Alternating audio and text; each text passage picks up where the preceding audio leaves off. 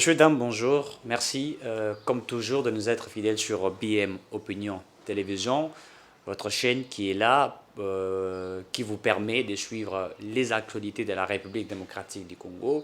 Cette chaîne nous permet d'émettre nos réflexions, nos analyses, enfin de communier avec vous, enfin d'éclairer la lanterne des uns des autres et de développer notre très cher beau pays qui est la République démocratique du Congo. On va réfléchir sur pratiquement deux thématiques. La première, vous allez vous rappeler que la semaine passée, le secrétaire général, il y a IDPS, enfin, le secrétaire général, Hazard peut jouer intérim, le président, il est parti à Salagi Voyage, dans Mbujimaï, et le même jour, on a vu Olive Lembe Kabila aussi descendre au Tanganyika.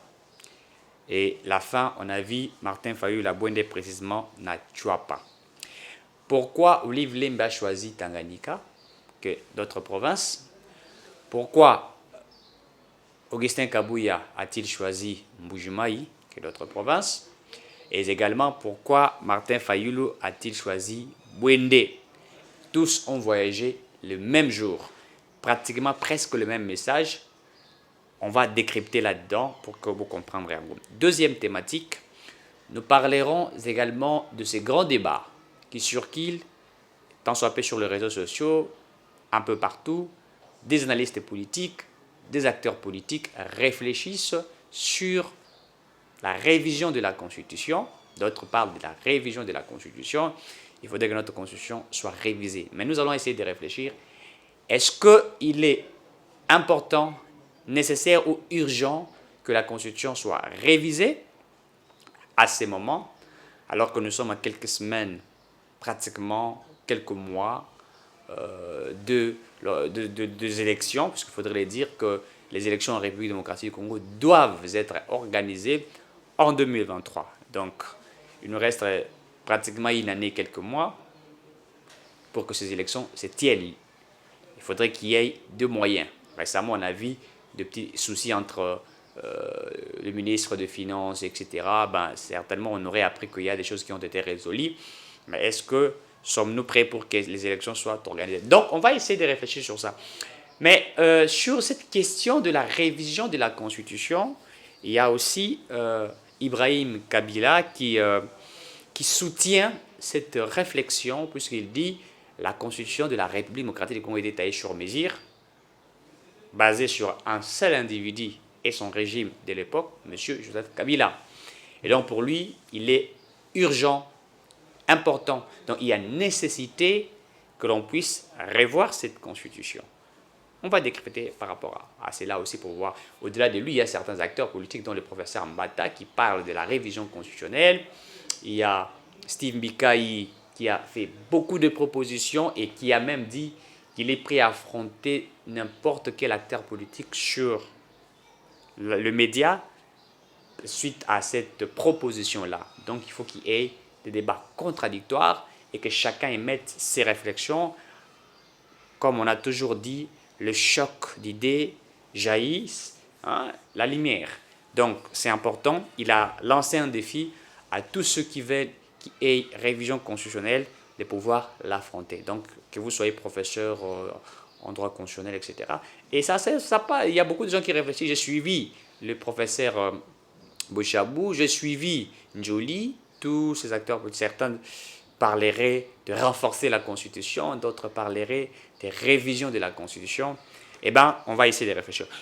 Mais d'abord, on commence sur le voyage effectué par trois personnalités, des personnes influentes. Il s'agit ici de l'ex-première dame. C'est vrai qu'on ne dit pas ex-première dame, ça n'existe pas, mais la femme de l'ancien président de la République, la femme de Joseph Kabila, Madame Olive Lembe Kabila, qui est arrivée au Tanganyika. On parlerait qu'elle viendrait inaugurer la cathédrale Mokoboé à Salakia Onambongo Naye. Il fallait aussi être là, à tenir un discours Naye, pour dire qu'ils sont là en train de travailler, chercher le bonheur des Congolais. Et certains demandent à Kabila de revenir au pouvoir. Vous allez vous rappeler de la chanson de la Ligue de jeunes de PPRD qui chante chaque jour des mandats Kabila azonga au pouvoir et aussi tiennent ce genre de discours pour dire que le peuple souffre d'une manière incroyable et qu'aujourd'hui il faut bango bazonga na pouvoir pour doter à l'RDC une vie entre guillemets. Deuxièmement, vous avez Martin Fayoulou qui est arrivé à Bouendé dans le Tuapa, qui a tenu aussi discours naïe. Il continue à bloquer la vérité des urnes. Et au-delà, il a lancé un message que Bako Sabinote s'est préparé pour l'élection. Bon, finalement, il parle des élections et qu'il faudrait changer la classe politique. Il faut, pouvoir na bangote, cette fois-ci, il faut pouvoir ezala. Ça, c'est lui. Et vous savez comment il critique. Il a aussi critiqué la gestion du président Félix Tshisekedi, comme d'habitude. Et à la fin, c'est le voyage du secrétaire général de l'IDPS, actuellement président aussi, qui joue l'intérim du président du parti de l'IDPS, Augustin Kabouya, qui est arrivé à Mbujimayi, accueilli aussi par une foule. Il a rassuré la population de Mbujimayi sur ce que le président Félix avait déjà dit et qu'ils vont les accompagner et qu'ils se préparent déjà pour les élections, etc. Mais ce qui nous intéresse, pourquoi ces trois personnalités influentes, il faut les dire parce qu'ils sont influents, ont-ils voyagé tous le même jour pour un meeting? Qu'est-ce que ça veut exactement dire? Pourquoi chacun a-t-il choisi une province que je vais appeler une province stratégique? Vous savez que le Tanganyika était dirigé à l'époque par Zoé. Zoé qui dirigea le Tanganyika, Zoé et le frère de Joseph Kabila. On l'a chassé de cette province via ce que nous avons écouté. Vous savez très bien ce qui s'était passé dans le Tanganyika. Mais Olive Lembe, au-delà de ça, non seulement qu'elle a choisi descendre dans le Tanganyika, mais aussi c'est pour inaugurer cathédrale au Batongi na mbongo na bango moko, entre guillemets na mbongo initiative plus organisation avec ses partenaires qui sont arrivés là-bas et qui continuent à donner entre guillemets de l'espoir na citoyens congolais au bafandaka na Tanganyika. Pourquoi avoir choisi cette province-là? Pourquoi Olive Lembe Kabila, elle choisit toujours la partie à est de la République démocratique du Congo, la partie à espace à Swahili? Je n'ai pas vu moi Olive Lembe Kabila aller dans le Grand Bandundu, à Kotina Fouawana, le Grand Bandundu, poser des actions où elle posera toujours. Je n'ai pas vu. Je n'ai pas vu moi Olive Lembe Kabila aller à l'Équateur, à Côte Tabanine, tout ça, aller vers le nord Ubangi, le sud Ubangi. Je n'ai pas vu. Je n'ai pas vu Olive Lembe Kabila aller au Kasaï, descendre dans le village na Kasaï. Par rapport à ma projet d'initiative plus, elle ne descend jamais là-bas. Je ne l'ai jamais vue. Moi, je ne l'ai jamais vue. Si vous avez des images que vous avez vues, renvoyez-nous pour que nous puissions retirer ce que nous disons. Mais moi, je ne l'ai jamais vue. Ake atati na Kabia Kamwanga, ake atati na Kwankonko, ake atati na Banganza, ake atati na Badibaya. Je n'ai jamais vu, moi, Olive Lembe là-bas, en train de parler de ce qu'elle veut faire et tout ça. Non. Mais Azara focus beaucoup plus. Vous prenez Goma, le Nord Kivu, vous prenez le Sud Kivu également, vous prenez les Katanga, même serait comme 4 ou 5 comme ça, elle est de ce coin-là, c'est là où elle fait ses actions, etc. C'est là où elle est focalisée, avec les mêmes discours. Qu'est-ce qu'elle est réellement en train de préparer? Il y a, je crois, en 2021, on aurait accusé Olive Lembe Kabila d'avoir organisé milice Morobouye, où il y a bango bakena bilanga na ye, entre guillemets, bako sala bilanga ka ofuta bango, et tango akoma kuna ba changer bango système, ba peut sanga bango manduki. Il y a des gens qui ont dénoncé cela, mais jusqu'à ce moment, elle n'a jamais été interpellée. Est-ce que dans les statuts des anciens chefs de l'État, il est dit que la première dame a aussi ses statuts, c'est-à-dire les statuts de son monsieur, et ça couvrir? Je ne sais pas qu'on puisse nous le dire. Puisqu'on aurait appris que à Salaka milice moko au Bakendaka et puis c'est bon armes, etc. Mais le procureur ne s'est pas saisi de cela pour voir ou pour nous éclairer en nous disant est-ce que ce qui a été dit, Isali a solo, je n'affirme rien ici, mais je voudrais que l'on nous dise est-ce que ce qui avait été dit, Isali, spéculation, ou ce sont des choses vraies? Il fallait aussi l'interpeller. Est-ce que dans le statut à chef de l'État, cela n'est pas prescrit? Cela est interdit. On nous a interdit de le faire. Je crois que c'était aussi important que nous puissions aussi avoir la lumière sur ce qui s'est fait. Mais jusqu'à ce moment, rien. Donc, Olive Lembe Kabila peut aussi poser des actions. Elle sera protégée puisque son type, Azaïl Nastati, chef de l'État, c'est-à-dire qu'il faut protéger le président de la République. C'est en fait l'ancien président de la République, sa femme et ses enfants. Si cela s'avère vrai, on doit nous éclairer pour que nous sachions.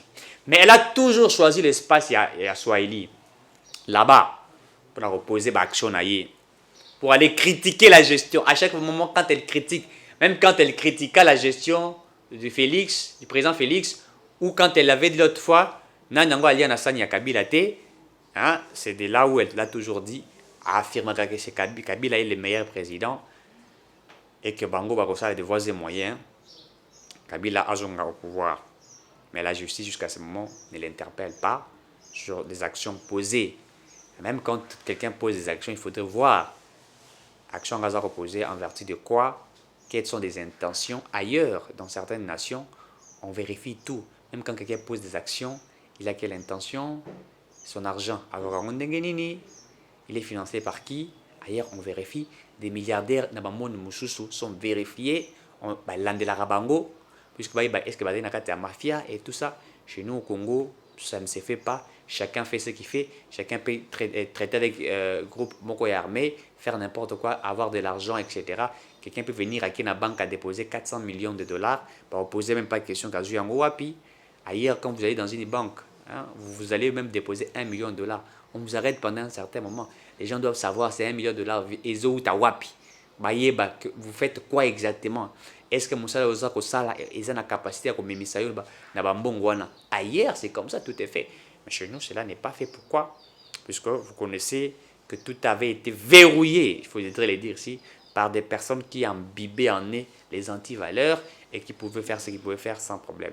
Olive va là-bas, elle tient son discours, elle parle de tout ce qu'elle peut parler, et déjà, nous appelons ça la pré-campagne, puisque déjà ça s'annonce, même dans le discours de Bango, vous comprendrez qu'elle promet déjà aussi le retour de Kabila d'une manière stratégique.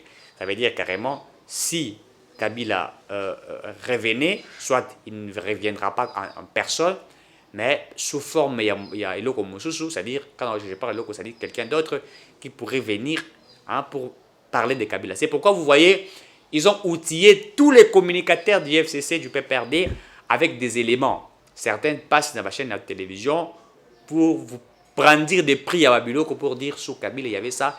Qu'est-ce qu'ils veulent? Ils veulent démontrer à la population congolaise que Kabila avait réussi et que sous Kabila, les gens vivaient un petit peu mieux. Ils ont outillé la communication.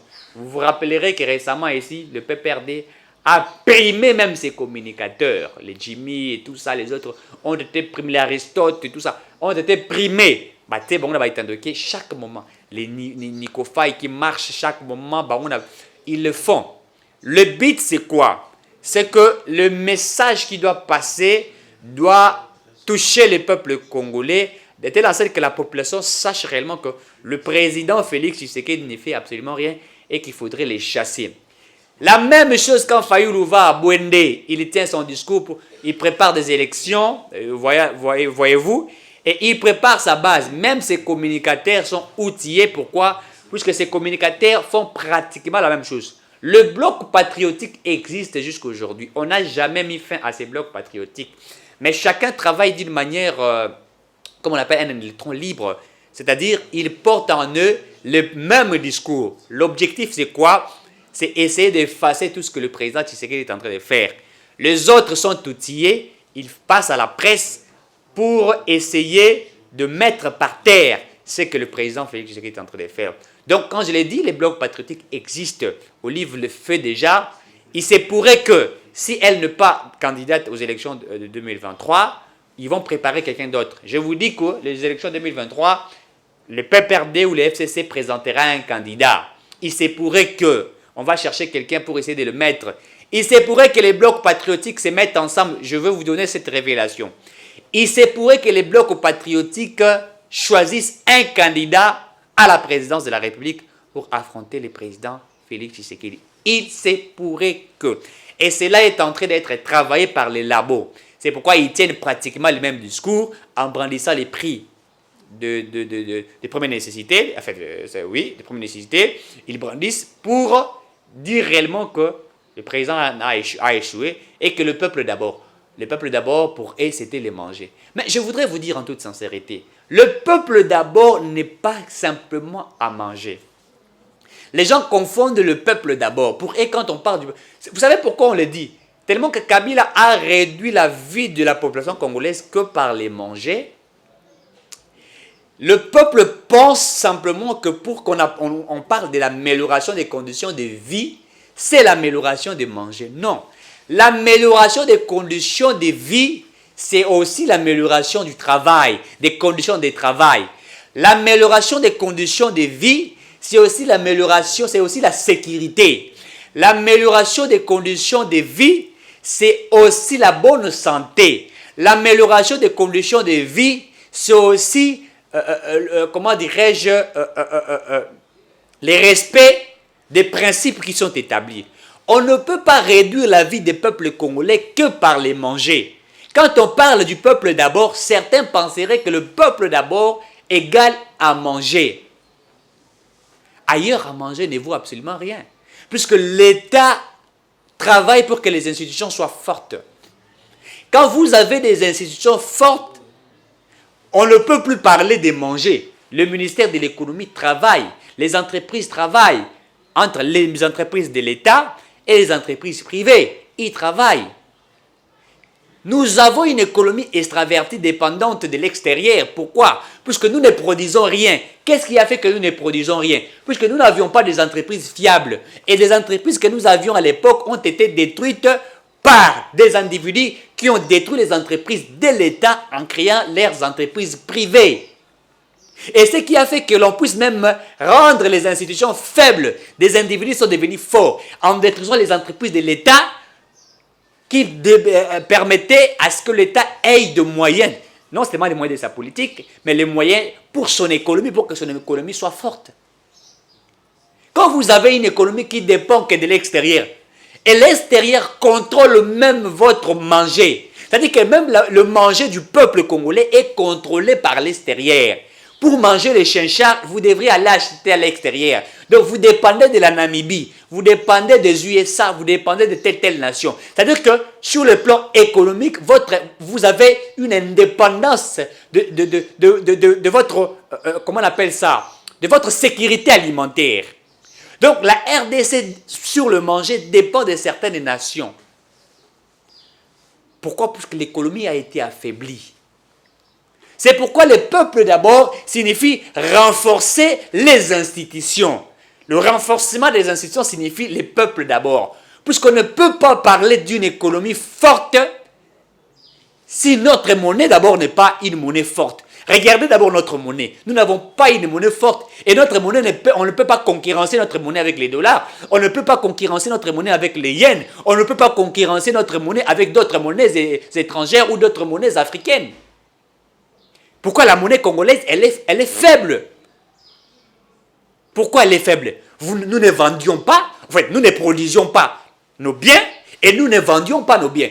Pour que la monnaie congolaise ait de l'impact et de la force, il faudrait que nous produisions, qu'il y ait la production locale. Nous produisons et nous vendons. Et quand nous vendons, notre monnaie traverse des territoires, traverse des frontières. Quand la monnaie congolaise traverse des frontières, cette monnaie devient une monnaie forte. C'est-à-dire que vous voyez la monnaie, le franc congolais traverser en Angola. Vous voyez les francs congolais traverser en Namibie. Donc l'impact sur sur l'économie ferait en sorte que cette monnaie ait une force. Et cette monnaie peut être une monnaie influente. Pourquoi nous parlons du dollar? Parce que les dollars traversent des frontières. Partout on parle des dollars. Vous allez à gauche, à droite, vous trouverez des dollars. Elle est consommée et consommable. Est-ce que le franc congolais est consommé? Est-ce que les francs congolais sont consommables? Voilà comment on a rendu notre économie. Le peuple d'abord ne signifie pas qu'à manger. Le peuple d'abord est synonyme d'une institution forte. Qu'il n'y ait pas des individus forts, des institutions fortes. Puisque nous avons ce que nous disons les principes de la continuité du pouvoir. Les principes de la continuité du pouvoir ne parlent pas des principes de la continuité des individus, non. Les principes de la continuité du pouvoir parlent des principes de la continuité des institutions. Les hommes passent les institutions des mères. Et c'est ce qu'on doit faire. Mais aujourd'hui, la Kabylie, les autres là de la Mouka, etc., font une campagne de diabolisation pour démontrer aux uns aux autres que le peuple d'abord est automatiquement à manger. Faites attention, ce n'est pas ça.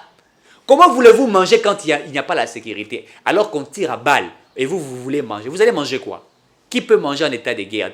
Quand il y a la guerre ici entre la Russie et l'Ukraine, vous pensez que ceux-là mangent? Quand il y a la guerre à l'est de la République, vous pensez qu'ils mangent? Ils vont manger comment? On tire de partout. Chacun cherche à sauver sa vie. Le peuple d'abord signifie aussi la sécurité. Être sécurisé. Le peuple d'abord veut dire aussi que nous avons une police vraie qui est là pour surveiller ou sécuriser le peuple. Et c'est bien. C'est ça aussi le peuple d'abord. C'est aussi la santé. Garantir la santé. C'est pourquoi il y a un programme du chef d'État qu'on parle de santé universelle, c'est-à-dire l'État prend en charge la santé de la population. Quand il y a des épidémies, vous avez le ministère de la Recherche scientifique qui est là pour étudier comment trouver des solutions afin de réduire soit les taux de mortalité ou soit afin de trouver des produits pour, comment dirais-je, donner la vue à la population. Nous avons cette Covid qui a existé aujourd'hui, qui continue à exister, mais il y a des ministères de recherche scientifique d'autres nations qui travaillent jour et nuit.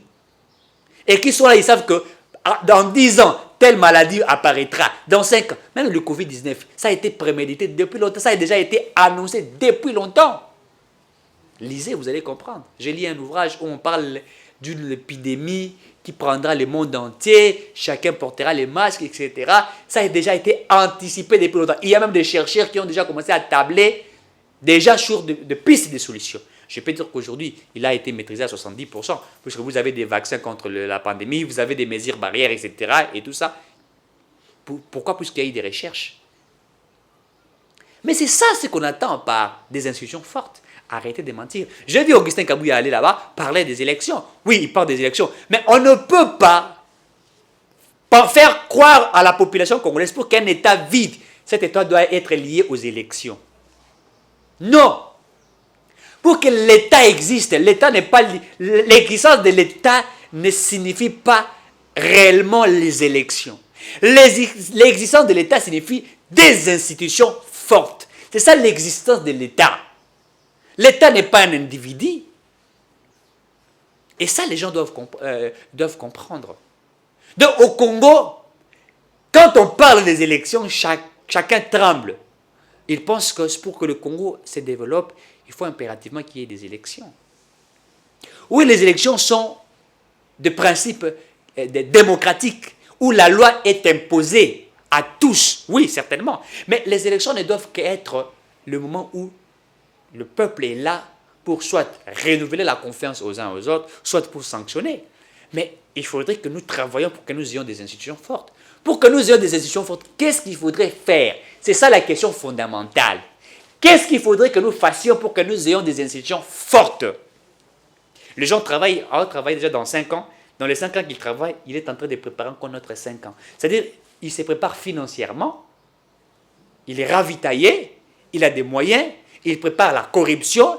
Et en faisant toutes ces choses, pour lui, il ne veut que demeurer éternellement au pouvoir en détruisant les institutions, mais lui veut régner éternellement et il prépare même ses enfants.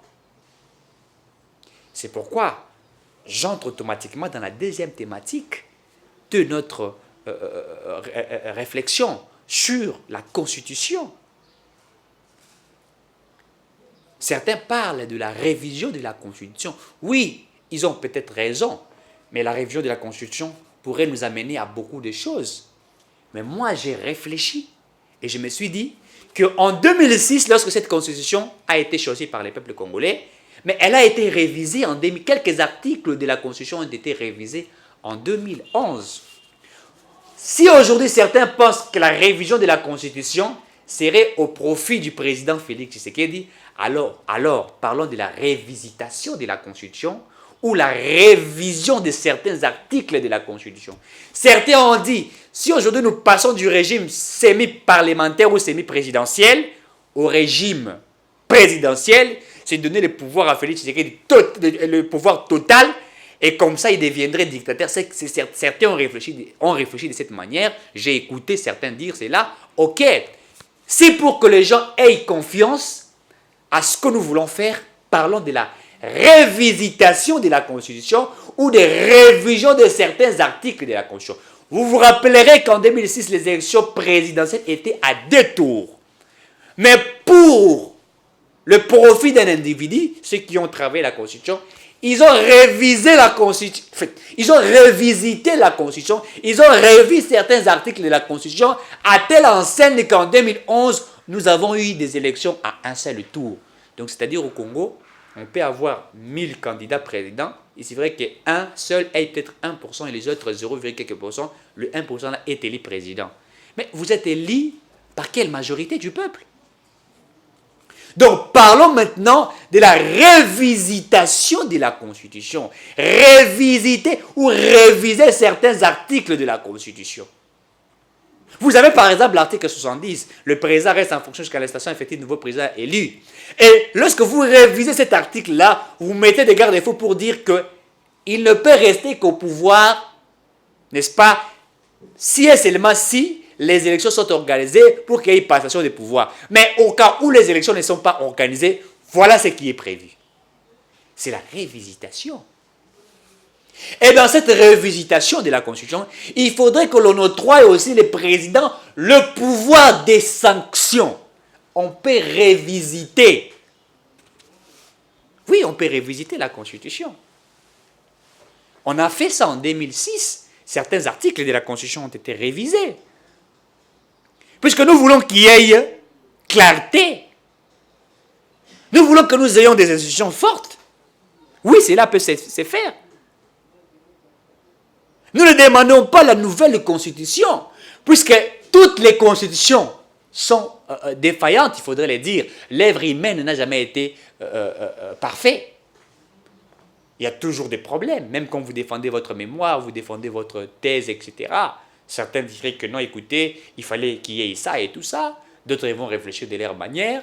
Oui, mais on peut travailler pour que l'on puisse verrouiller certaines choses, pour que l'on puisse ajouter certaines choses qui permettraient que nous ayons des institutions fortes. Puisqu'aujourd'hui, nous voulons avoir une constitution, je ne dirais pas une constitution parfaite, mais une constitution acceptée par les Congolais. Pas acceptée par des acteurs politiques. Pas acceptée par des individus qui ont travaillé en taillant sur mesure. Non. Nous ne demandons pas la nouvelle constitution, mais la révisitation et la révision de certains articles de la Constitution. Qui va révisiter, qui va revoir cette constitution-là? 1. Nous voulons qu'il y ait l'accord du président de la République démocratique du Congo et le gouvernement sur, d'abord, les tâches des responsabilités, pardon, qui sont octroyées aux ministres. Il faudrait que le président ait le pouvoir de choisir un premier ministre. On doit le voir, revoir. Pas simplement qu'il soit dans une majorité parlementaire. Non. Dans cette constitution, on peut révisiter cela. Que le président peut choisir les premiers ministres au Parlement. Cela peut être révisité, révisé. Pas nécessairement au sein d'une majorité. Puisqu'au cas où il n'a pas une majorité, vous allez maintenant dans ce que vous appelez ici choisir soit une coalition ou une cohabitation. Et cela ferait que le Premier ministre ne soit pas dans la vision du chef de l'État. Alors que le Premier ministre n'a pas, en réalité, le Premier ministre n'a pas une vision claire, non. La vision qui est exercée par le Premier ministre, c'est la vision du président de la République. Puisque le président de la République, avant d'être président, il présente un projet qu'on appelle projet de société. Il vous dit, si je suis élu président, voilà ce que je ferai. C'est pourquoi la Constitution dit que le président de la République et le Premier ministre définissent la politique du gouvernement.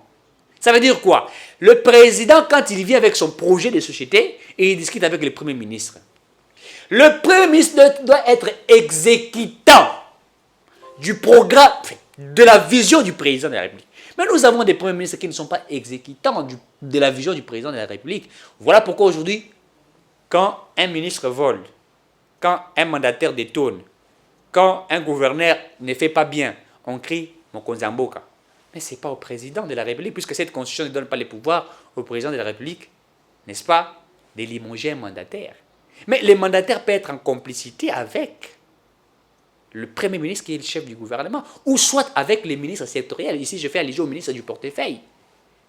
Maintenant, il va être limogé comment? Il y a des mesures qui sont établies. Le Premier ministre peut chercher à bloquer le président de la République. Ça peut vous prendre des années, et pendant là, le peuple attend des résultats. Voilà comment on a affaibli les institutions. On a privatisé les institutions. Cela peut être révisité. C'est important. Ça doit être révisité. Et aussi révisité pour que le président n'ait pas plus de pouvoir que la Constitution. Puisqu'en réalité, la Constitution a plus de pouvoir que le président de la République. Si nous voulons que Tshisekedi ne viole pas la Constitution, il faudrait que cette Constitution soit plus forte que le président Félix Tshisekedi. Puisque nous parlons des institutions fortes.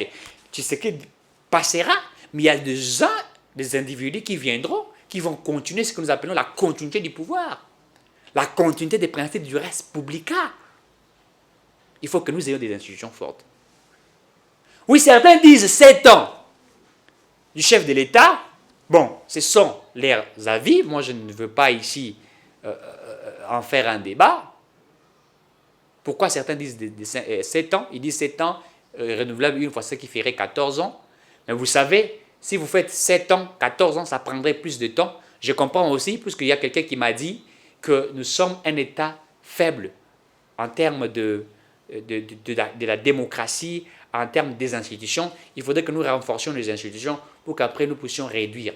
Vous savez, en France, si je ne me trompe pas, entre en France ou les USA, ils ont pratiquement 4 ans ou 5 ans. Je crois que les USA, c'est 4 ans, la France, c'est 5 ans. Ouais, ça doit être 4 ans. Ils ont fait pratiquement 4 ans. Pourquoi? Puisque ils ont rendu fort leurs institutions. C'est-à-dire que quand il y a un nouveau président qui vient, certainement on revisite certaines choses. Je prends par exemple aux USA. Celui-là qui était là, comment il s'appelle encore, le vieux là, qui faisait peur à certaines personnes. Il fait quelques années, il met ses agents pour qu'ils travaillent au sein de la Maison Blanche. Je crois que son nom viendra encore. Et quand il quitte le pouvoir, John Biden arrive. John Biden ne modifie pas la Constitution. John Biden ne change rien. Il sait que tout est établi. Il ne peut pas le faire puisque la Constitution est verrouillée. Mais il ne fait que modifier certaines choses sur l'administration de la Maison Blanche. Certainement, c'est de ce qui doit être fait. Il modifie simplement l'administration au sein de la Maison Blanche, mais il ne modifie pas la Constitution. Il n'a pas les pouvoirs de cela. Puisque tout a déjà été fait au niveau du Sénat. Tout est déjà harmonisé. Vous verrez qu'ils font pratiquement 4 ans. Pourquoi? Ils ont des institutions fortes. Des individus ne viennent que pour qu'il y ait ce qu'on appelle la continuité. Et ils passent, et certains viennent après. On peut devenir comme ça si et seulement si nos institutions deviennent fortes. Mais tant que nos institutions ne sont pas fortes, nous pouvons carrément revoir aussi les mandats du président de la République. Moi d'ailleurs, je souhaiterais que le président de la République ait un seul mandat, mais pour une durée de 10 ans. C'est une proposition. Certains ont dit 7 ans, renouvelable une fois qu'il ferait 14 ans. D'autres disent 5 ans renouvelable une fois, c'est leur avis. Nous sommes dans une démocratie, la liberté de l'expression. Mais moi, je demanderais que le président n'ait qu'un seul mandat, mais pour une durée de 10 ans. Et comme ça, dans cette constitution, il y aura aussi des mécanismes.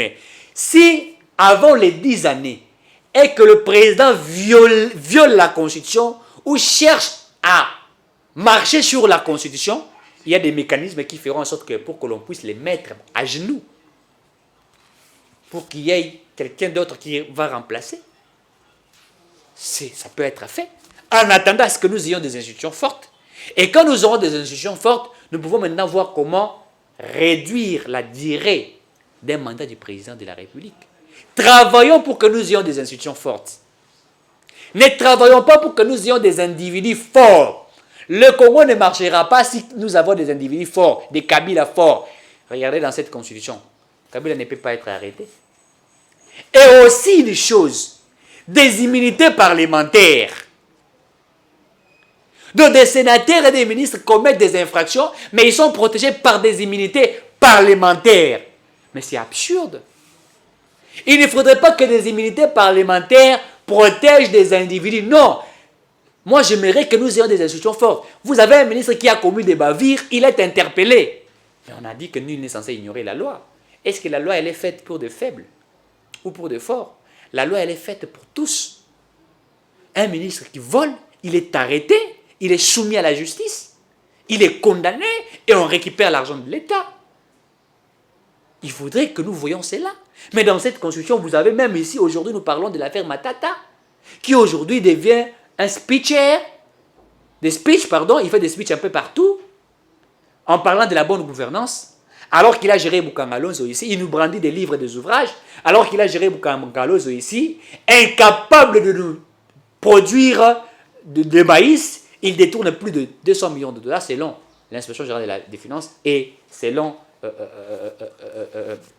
la justice. Mais aujourd'hui, on ne sait pas comment on peut l'arrêter à cause de toutes ces choses. Monsieur Edard, révisitons notre constitution. Révisitons certains articles de la constitution. En 2006, nous avons révisé en 2011 certains articles de la constitution, je l'ai évoqué ici. C'est aussi possible de les faire pour que nous protégions nos institutions. On ne veut pas des individus forts, mais on veut des institutions fortes. Merci à Jean-Siki Bala.